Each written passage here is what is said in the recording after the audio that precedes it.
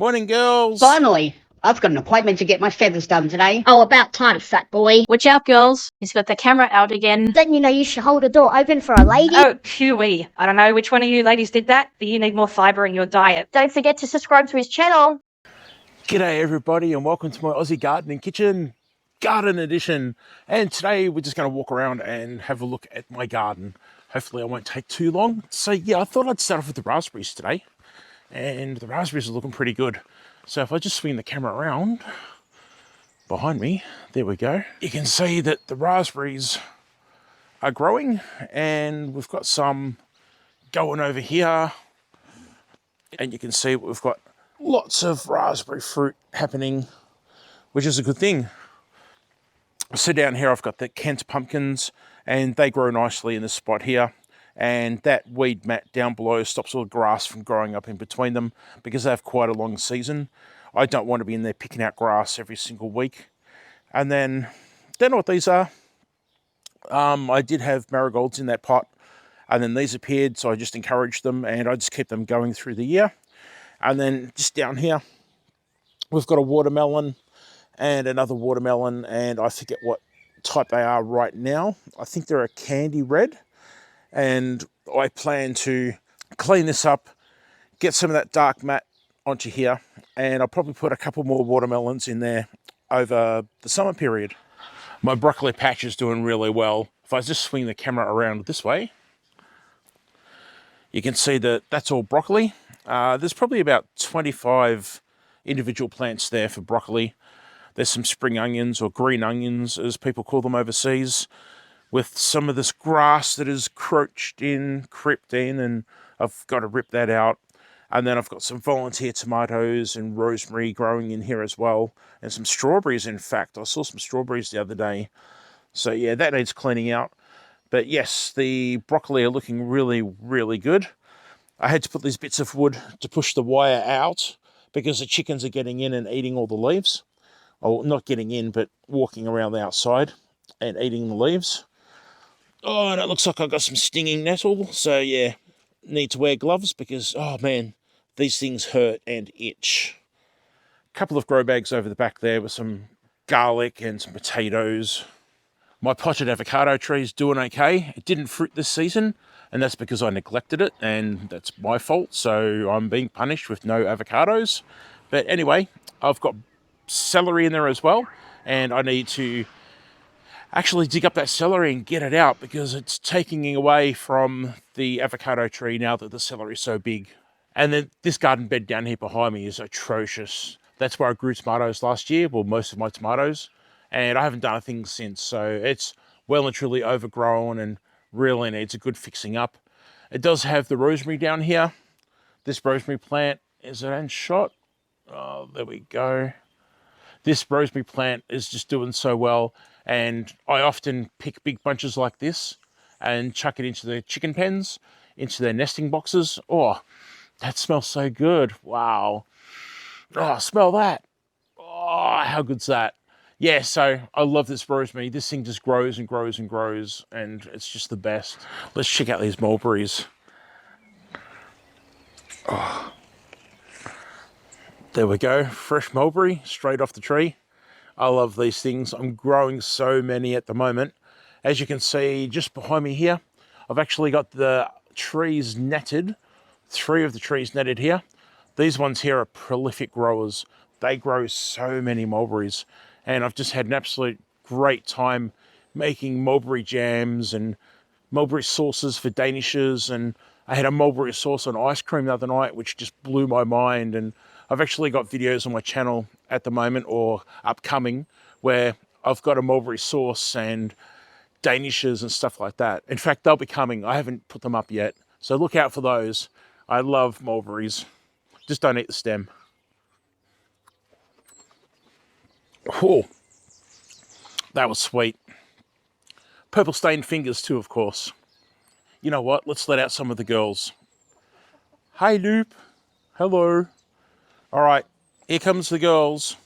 Morning, Finally, girls. I've got an appointment to get my feathers done today. Oh, about time, fat boy. Watch out, girls. He's got the camera out again. Letting you know you should hold the door open for a lady. Oh, QE. I don't know which one of you ladies did that, but you need more fiber in your diet. Don't forget to subscribe to his channel. Let's out of the way, mulberry tree. All right, so I have a bit of wire here, and I'll just latch it onto the door, and that keeps the door swung open all day. Hey, Arakani. Come on, Arakani. Come on, Arakani. Good girl. That's our eldest. Our eldest, as if I'm talking about children. Arakani. She's 7 years old and lays a light blue egg. They're just the most beautiful eggs.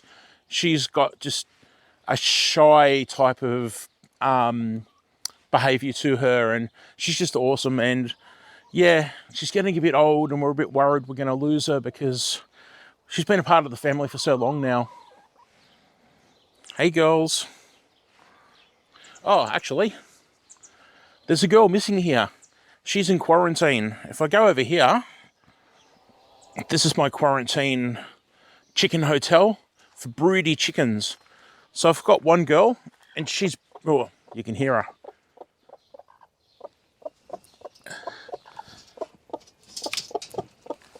There she is.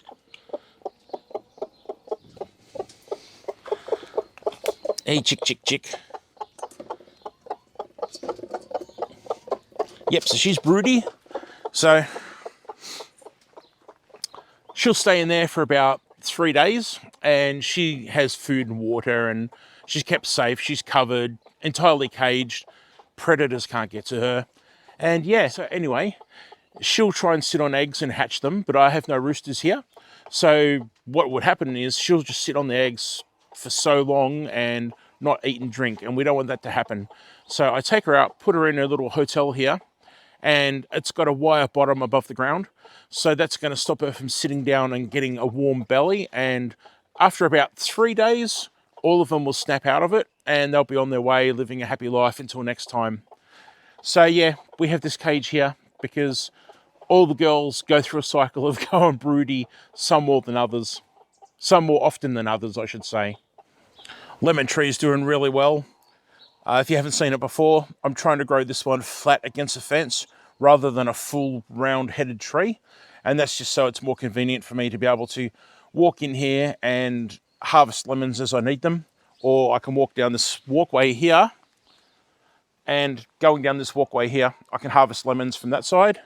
And then I've got this walkway here, which is my propagated blackberries that goes all the way down, and grapes on the other side, and I can walk through in between those and pick grapes or berries, whatever. As you can see, the grapes are doing fantastic here. They've really kicked in after a pruning in winter.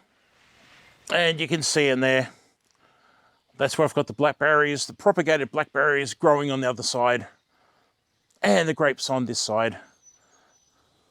Passion fruit's doing fine. In fact, it's got passion flowers. You can see one here, and there's a couple on the other side just starting, and there's little buds all about. You can see there's another passion flower just starting here. But yeah, this had a little bit of a cutback. I didn't give it much of a cutback, and I really should have. So I'm sort of in two minds at the moment about giving it a bit of a trim. We'll see. Especially while the weather's mild. If it's going to be hot, forget it. I'm not going to cut it at all. But this is the one that survived in the pot all this time. The dogs pulled it out and played with it so many times, but it still lives.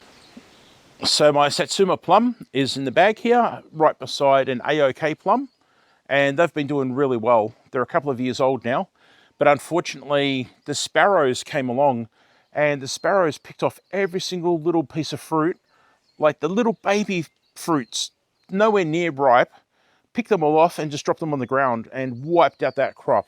So disappointed.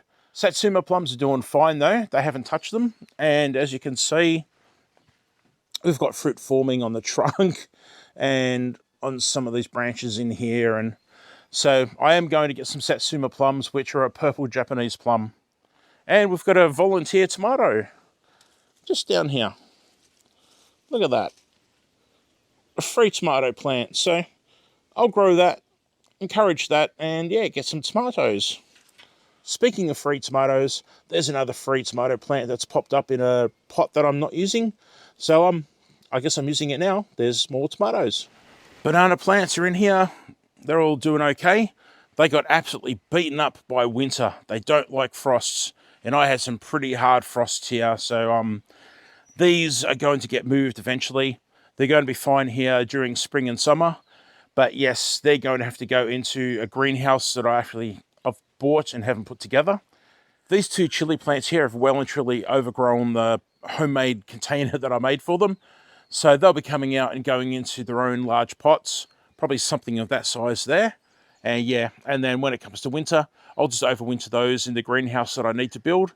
And yeah, they'll keep me going with my supply of chilies. So in this corner behind me, I've got my grow bags with potatoes, garlic, celery, there's pumpkins, and I've got a pot here that had a massive marigold in it that just went crazy.